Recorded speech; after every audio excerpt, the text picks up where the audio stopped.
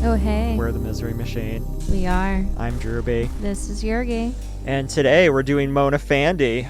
Who's Mona Fandey? Mona Fandey is a Malaysian, well, I wouldn't really call her a serial killer, though she's probably Malaysia's most famous killer, from what I understand, as she was a former pop singer. And then became a witch. I guess you could call her a witch. With quotation marks called around herself. She called herself a shaman. I think she was just a swindler, but that's just me. Well, we will get into that. First, if you're listening on YouTube, please like and subscribe. Yes. It goes a long way. We really appreciate it. And if you want to support us, links are down below for Patreon and PayPal. We're trying to save up money to get a new laptop and a camera so you can see our pretty faces. But I don't really have any other housekeeping notes. I don't either. So without further ado, Mona Fandey. Mona Fandey. Mazlan Ismail, better known as Mona Fandey, was a pop singer, witch doctor, and murderer from Malaysia. She was executed on November 2nd, 2001 at the age of 45 after being convicted of the murder of a politician, Mazlan Idris, in 1993. Mona's stint as a pop singer was short-lived. It was during this time she adopted the stage name Mona Fandey to boost her popularity. Her career did not really take off, but she still managed to come up with one self-sponsored album entitled Diana. They pronounce it like Diana or something like that. It made a few television appearances. She was also a water ballet dancer during her youth. So is water ballet kind of like synchronized swimming or? I don't know. I'm not familiar with that at all. Sounds pretty cool. And I watched one music video for one of her songs, and I don't know, it looked like a Top of the Pops performance, and it sounded like something you'd listen to in a Thai restaurant. Yeah, I definitely got the I'm having my green curry and pad Thai type of vibe. Yeah. It was lovely. It made me really hungry. Yeah, I'm not very familiar with Malaysian music,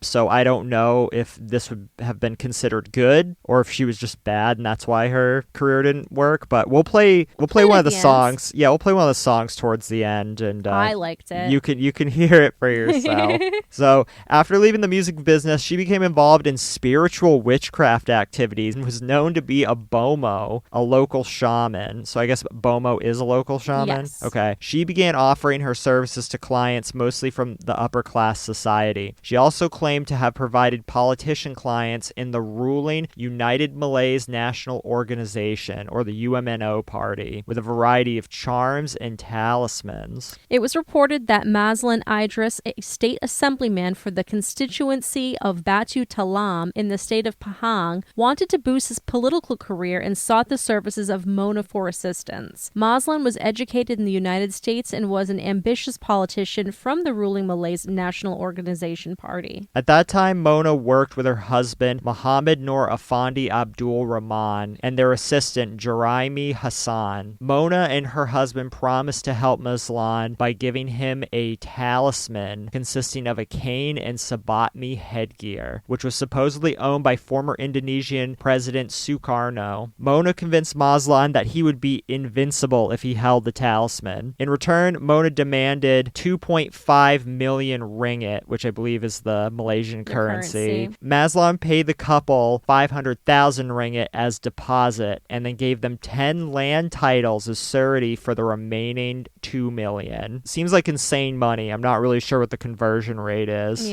between USD and Malaysian ringgit, but that seems like a lot. Idris later approached Mona for supernatural help to boost his political career and climb the party ladder. He was persuaded by the couple to take part in a ritual in which he had to lay on the floor with his eyes closed, waiting for the money to fall from the sky. No money fell. Instead, it was the blade of an axe. Idris was decapitated and then dismembered and partially skinned. His body was found cut up into 18 parts and buried in a hole near Mona's home in the state of Pahang, about 130 kilometers northeast of Kuala Lumpur. Mazlan was reported missing on July 2nd, 1993, after he had withdrawn 30,000 ringgit, at that time about 12,000 US dollars, from a Kuala Lumpur bank. The day after the killing, Mona went on a shopping spree in Kuala Lumpur and later bought herself a Mercedes-Benz and had a facelift. When questioned, Juraimi made a statement to the police which led to the discovery of Mazlan's remains. Unsurprisingly, Mona and her husband immediately became the prime suspects. So what is not mentioned is the fact that Juraimi was pulled over out of his mind on drugs. I'm not sure what drugs, but he had a bunch of drugs in his car and he was high. And for those that aren't aware with how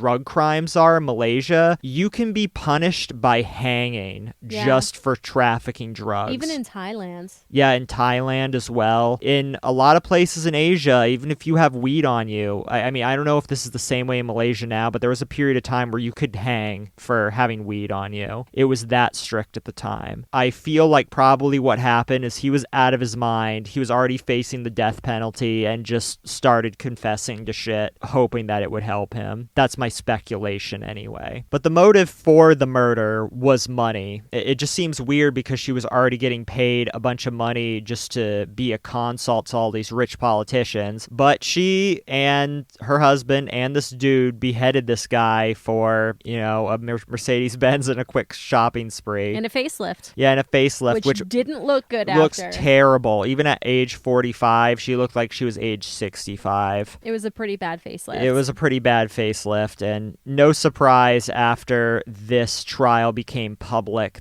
it led to calls for witchcraft to be outlawed in Malaysia. Mona Fandey gained more notoriety than she had been when she was still a pop singer. There was wide local and even international media coverage and plenty of public interest. Anti-death penalty movements, including Amnesty International, voiced their opposition to the execution of the trio. So Mona, Fandi, and Jeremy were tried before Judge Datuk Mokhtar Sidin, sitting in the Temerloh High Court in 1995, charged with murder under Section 302 of the Malaysian Penal Code, a crime which carries a mandatory death sentence. The trial was a media sensation. Mona and Fandi were an attractive couple in their late 30s, accused of a gruesome voodoo-related murder. Mona had a penchant for wearing expensive outfits to court each day. Unlike most people on trial for her life, she always had a smile out for the media and seemed to revel in the attention. So I really wouldn't call this a voodoo-related murder. Voodoo is very specific regionally to West Africa and the Caribbean. Very specific culture. Very specific culture. But that's what they were accusing her of. Yes. Yeah, this is not us saying it was murder. This is research-wise. That's how they made it sound in the media, which is, it's just kind of funny looking back on it. Anyway. The case lasted 65 days and heard evidence from 76 witnesses, because apparently you can get 76 witnesses to a murder. I'm assuming it was people who saw her shopping. The prosecution told the court that money was the motive for the killing and pointed to the shopping spree, the facelift, and the Mercedes. Jeremy testified against Mona and Fandi and revealed the gruesome details of the murder. It was alleged by the prosecution that Mazlan had been killed between 10 p.m. on July 2nd and 12 midnight on July 18th, 1993, and I'm so bad with Malaysian pronunciation. All right, I'm going to try it. So, Kampong Peruas, Uludong, Raub in Pahang State. His body was found on July 22nd, 1993, thank you, by the way, buried 1.8 meters beneath the storeroom of an uncompleted house and sealed over with a concrete cap. So, July 2nd and July 18th. It's a stretch. That's a big range. It's interesting they wouldn't be able to find if he was dismembered, partially skinned, and buried in Malaysia, which is a very moist area. You'd know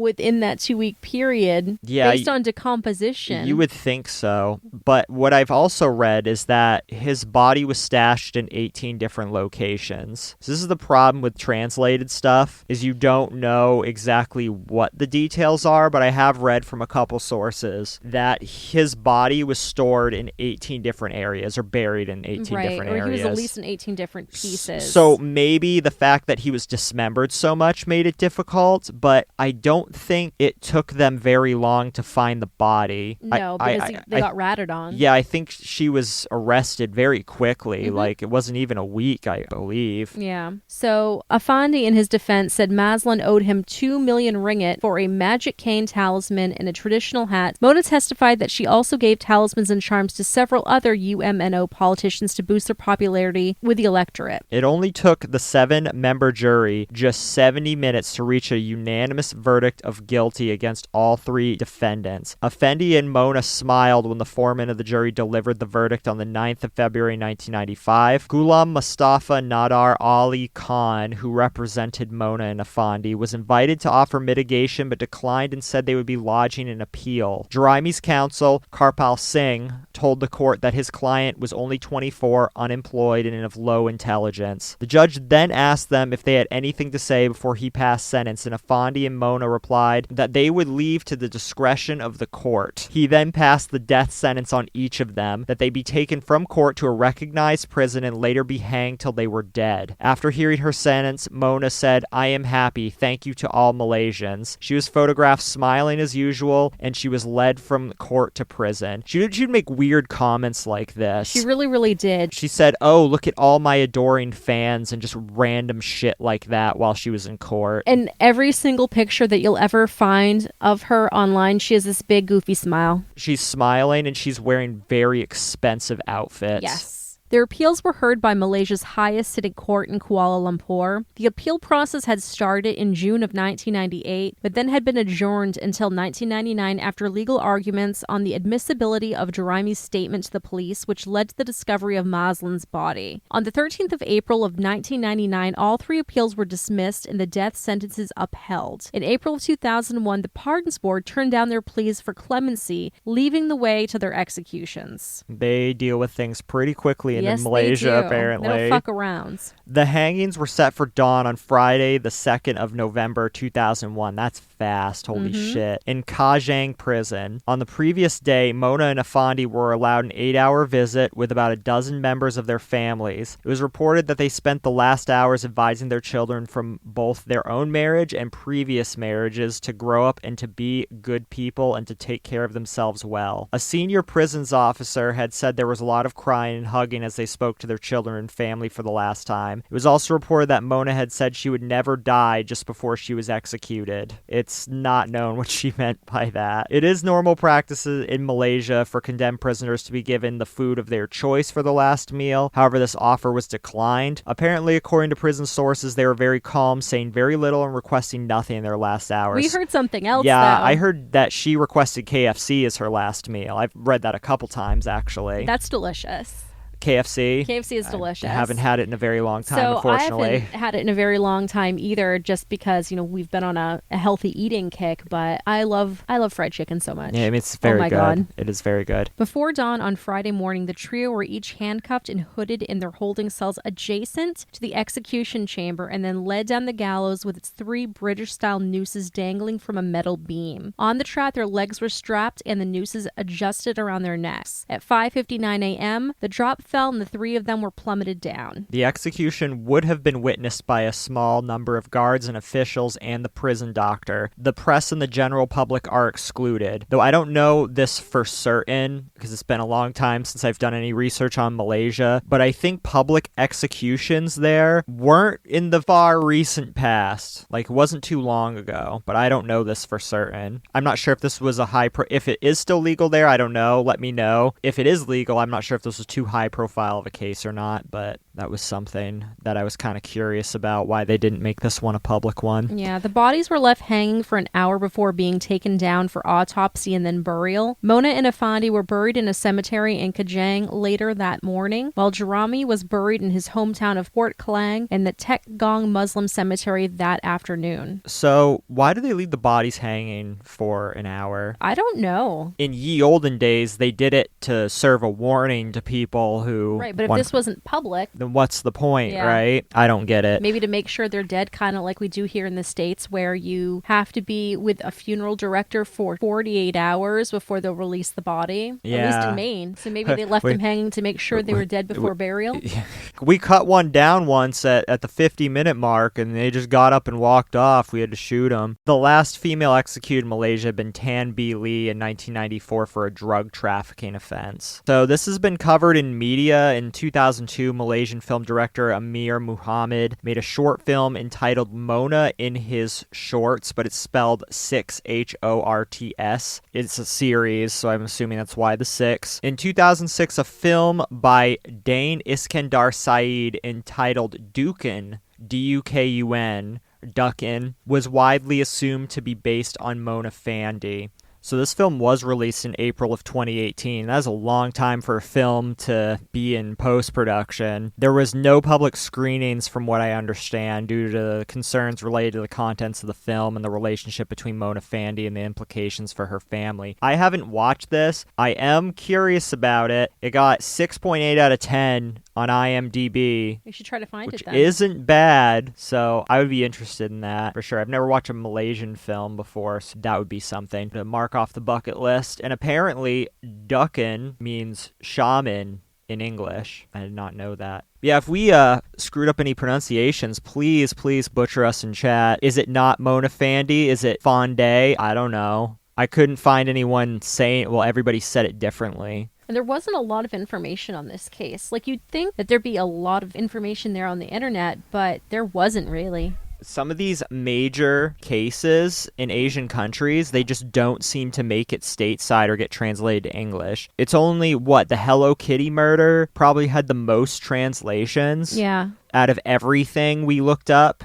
And that wasn't even the most grotesque one or the one with the most body count. I just think that murders that happen in Asian countries just don't usually get translated and are just now starting to in this day and age. I do know just from some of the research that we did, she had like several mansions that are now in disrepair, and people do urban spelunking in there. Oh, really? They were all abandoned? Yeah. I'll have a couple of pictures I can throw up in the Facebook group. She had quite a few children. I'm surprised they didn't inherit them through her estate. Maybe they were taken away. Yeah, maybe. Maybe when you're arrested in criminal charges in Malaysia, they take literally everything you have. I don't know. That wouldn't be uncommon. I don't know. In a place like that. Fans from Malaysia, let us know. Yeah, please fill us in. I would one day like to see Kuala Lumpur. I'd like to go to Malaysia. Yeah, I think it would be interesting. I'd be a little worried that I'm going to fuck up some custom or something like that. I'm going to accidentally have a big bag of weed on me. And you're going to die. And then I'm going to die. Because, we smoke all this weeds. We smoke all this weeds. It's like another thing Drewby's allergic to, I think anyway. I've only had a good high maybe 3 or 4 times in my life. I'm just too old for it now. Yeah. Unless it's like an edible and I'm in the comfort of my own home, I just don't smoke anything anymore. Some dude bro's like, bro, you're just smoking the wrong strain. They give me another strain, and it does the same thing to me almost every time, which is I sink into the couch and I have the worst sleep of my life. It's awful. I don't know how people are using this to get to sleep because it's as if I don't enter REM sleep. I wake up and I'm not rested and I just feel like shit. My body's heavy.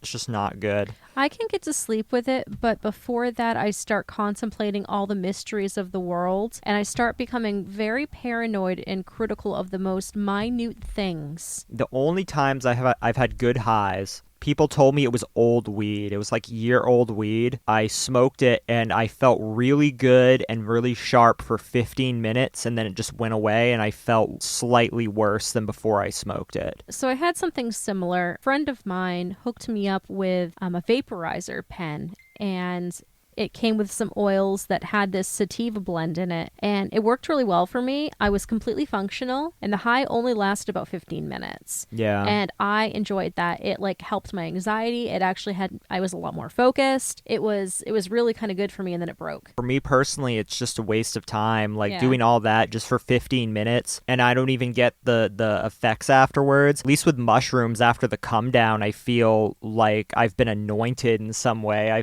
feel so rejuvenated, but weed, it just takes something from you. At least for me, I know it's a lot of people it helps, and I'm not against legalization. Go ahead, do it if it helps you, but it's never been useful for me. I don't think I have anything else about the case, so... No, I don't either. Yeah, quarantine update. We're still alive. We don't have the COVIDs that we know of. Maybe we got it last week. Every time I go out, I'm just like, this is it. This is the time I catch the plague. And people have been so irresponsible. Incredibly irresponsible. So, I don't know if we talked about this last time, but we did. We did talk about it last time. I'm going to talk about it again. Yeah, we can touch on it a little bit. When we go over to Great Falls and everyone's up in our shit. Yeah, everybody's out. Few people are respecting social distancing. There are some people that have, and I respect that, but a lot of people are not. And a lot of people are going out because they're being told they shouldn't go out. And these people who would never take a walk in their life are now going outside just to give the middle finger, I guess. I don't know. Yeah, my sister Ashley, she was all like, I'm going to go run on the walking trail. I see you guys go there all the time. I'm like, don't go there. She's like, why why. I'm like, because everyone's there. Yeah, like I'm like, we literally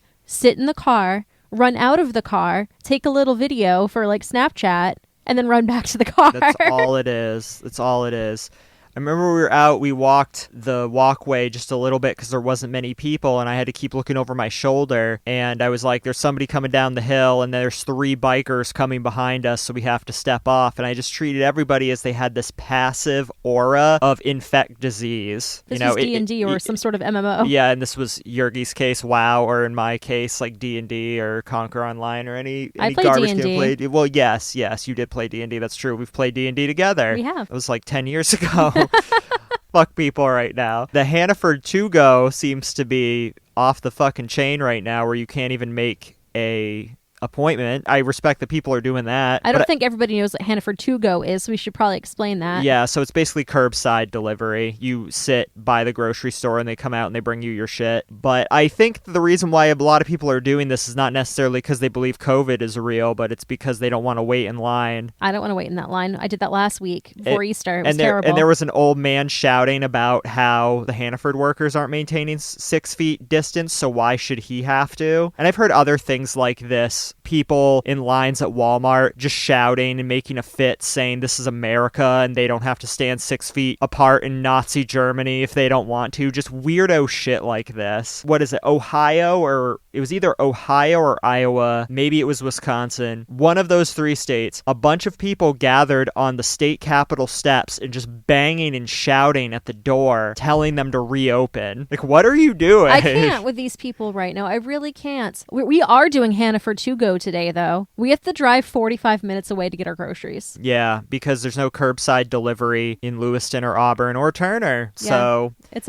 all booked up. So we're going to our nation's capital. Yeah, our state capital. Our state's capital, which is a pretty shitty place. The only reason it was made the capital back in the day because Maine's so huge and the highway system's so fucked. So they made the halfway point for everyone to travel the state's capital. So every representative from every town would have about the same distance to go. Do you know that? Well, I did know it was initially Portland. It was. But Portland kept burning down, and Portland was known collectively as Falmouth back then. Yeah, not the Falmouth we know now. Yeah, Portland's always catching fire. But in the modern day, it's Lewiston that's always catching fire. Because of all those old buildings. All these derelict buildings. Or the Bates Mill burning. Yeah. That was quite fun to watch. I enjoyed that. I clocked out early out of the call center we used to work at and drove down there and just sat and watched it burn. It was kind of sad because I used to walk through there and shit and explore it a little bit. But another part of Lewiston history gone. There's more businesses closing. There are. Like I'm so sad. The only Quebecois restaurant, which is Pierrette's in the Auburn Mall, is closing today. And granted, there's not much I can have there because a lot of it has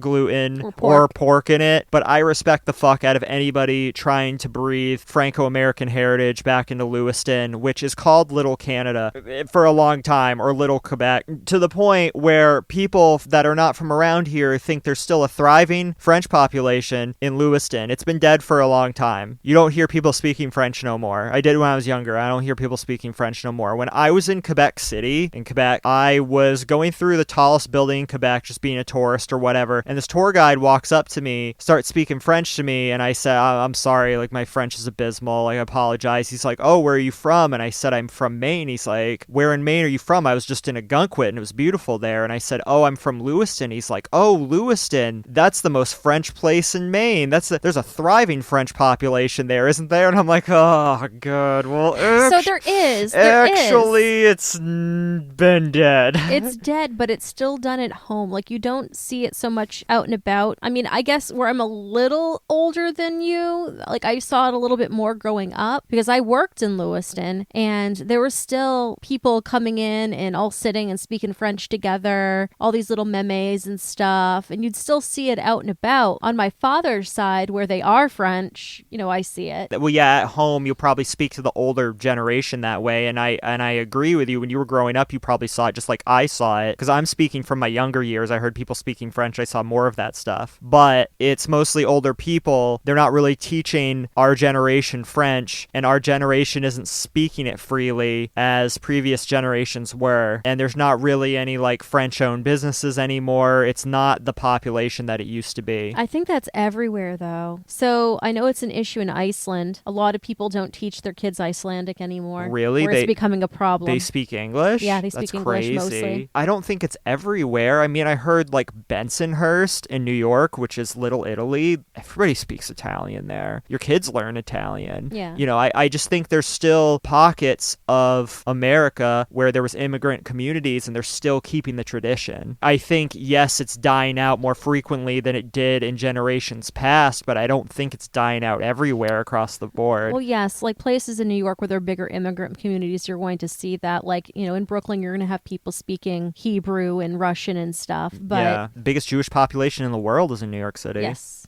Out here, I'm just speaking in general. More, I wouldn't want to say rural, but like suburban areas, like outside of larger cities, they're more assimilated. Think about it now. Right now, we have the biggest immigrant group in the area are the Somali populations and the people from Africa that are over here. Yeah. I'm just saying people from Africa because it's not more than just Somalis now. We have Ethiopians. There's people from the west coast of Africa. You see it now. Everybody's like speaking their own like native languages and everything. But when you start getting into the other generations, they're going to speak English more and more and more. It's probably true, yeah. And they're it's not probably going to teach their kids. But I think that just like when the French first immigrated here, it's going to carry on for a few generations before that happens. I mean, if you just think about it, if the French community was starting to die out one generation, 2 generations previous, where we start to see the decay, the French immigrated here hundreds of years ago, right? It was like 1800s, 1700s, 1800s. Yeah, late. Well, I mean, Green was founded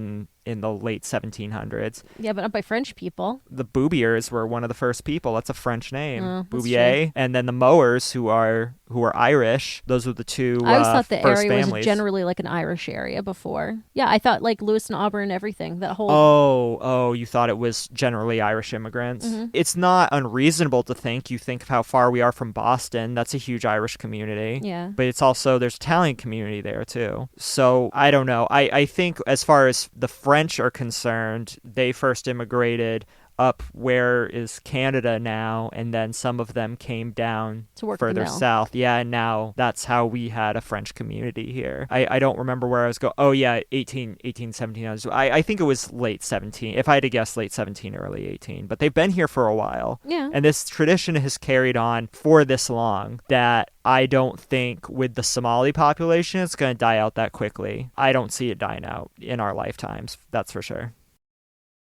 Anyway, that's all I have. Oh, I should do the Apple Podcast reviews. Okay, so this first one is from Canada. It is awesome podcast. Great dive into sometimes dark topics. From the whimsical to the truly macabre, there's something for everyone. And that's from Real B. Thank you from the Great White North. I hope once COVID is over, I can finally cross the borders again. Which, by the way, I have to send in for my passport. You do. It's expiring like next month. Because I'm really sad about this whole COVID thing because I went and got my passport this summer. So I specifically could go to Montreal, and guess who hasn't gone yet? Yeah. It's like everything is just fucking me. Whoops. Fucking COVID-19 ruining any plans I have for this year. Hey, hopefully this all blows over and we don't have a second wave and I can just go to Japan next year like I've been wanting to. Because I haven't seen cherry blossoms in 4 years. I've never seen them. I remember the last day I saw them, too. I remember it vividly. Man, it feels like these places I used to go in Seattle are right down the street. That's how my brain registers it. And when I was in Seattle, it felt like home here in Maine was a drive away. It was so weird how my brain was, like, processing it. I don't know if that happens to other people that move to the other side of the country, but to me, that's how it is.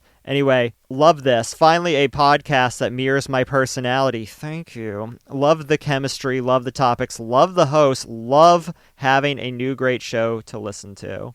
That's from Glen Rock. Thank you so much. Thank and this you. last one, the straight dope. This dynamic duo does just that. Give you the straight dope. No punches pulled. The hosts are candid and funny, and the topics are interesting and not just your typical podcast fare, which is great. And that's from Jay from the Stuff You Don't Need to Know podcast. Shout outs to Jay. That is quite the review. So if you want to have your review read and shouted out, you just have to go over to Apple Podcasts, leave us a written review, review and a 5-star, and we will shout you out here on the podcast. Also, again, if you're listening on YouTube, please like and subscribe. Holy fucking shit. We are starting to close in on 300 subscribers, which feels really weird because getting the first 100 was hard and then 200 just seemed to come overnight. It's very weird. But now we're approaching 300 and it's going to be just some time before we hit 1,000 and get that sweet monetization money. But if you would like to support us, you could go to our Patreon and hear all of our secret episodes that we do. I think we'll be recording another one here soon, and you will get postcards and snaps from us, and I think that's pretty cool. Yeah, I just bought a whole bunch of new postcards yesterday, so those should be coming in the mail shortly. I got a bundle from Courtney at Quiet City Books. She's doing $15 and $20 bundles of stationery right now, so if that's something that you're into and you want to send people postcards to try to support the postal service, which is having a pretty hard time right now. Yeah, legit. Go see Courtney at Quiet City on Facebook and she can hook you up with some stationery. She'll mail it to you. And I should also say that any of the money that's been donated to support us or gone through Patreon, we haven't withdrawn any of it yet. We are saving up. When we're probably gonna have to replace these mic stands soon because they keep falling off. They're literally hanging on by a thread right now. Yergy's has broken several times. Mine is broken once, and they're barely hanging on. So we're probably gonna replace those. We really want to replace this laptop because it's slow. It lags when we record, and it doesn't have a whole lot of memory. But what I really want to get is a camera, especially to you listening on YouTube. Don't you want to see our pretty faces? We're pretty attractive, I think. I think so. We just don't have a camera. We did that one video with my my Logitech webcam. It wasn't very good. It was not good. We looked stiff and terrible, and it was dark. It was just dark. We could get more lights in here, but that's the other thing. I probably have to get some nice backlighting like they do for amateur movie sets. But yeah, we need the camera real bad. So everything that you donate to us, or either through Patreon or PayPal, which if you donate through PayPal and you want to get some of the secret goodies, we will hook you up. But yes, every single thing down to the last cent will go back into this podcast. We don't even take the money from that to put to our hosting fees. That's out of our own pocket. Once we save up enough, it's either camera or laptop. I'm not sure what yet. And definitely mic stands. We need mic stands really bad. But the big thing we're saving up is either the camera or the laptop. I'm leaning towards the camera, but we'll see what happens. So yeah, if you'd like to support us, you know what's up. You got anything else? That's really all I had. We have to get the episode uploaded in a couple hours, so why don't we do that? But as promised, we have some Mona Fandey for you. Yeah, we're gonna have fuck our outro music. You're gonna hear some Mona Fandey music, so enjoy the sweet little sounds of somebody who's long since been dead. But I like it. I think it's pretty cool. I think it's cool. All right, until next time. I love you. Bye. We love you. Bye. In a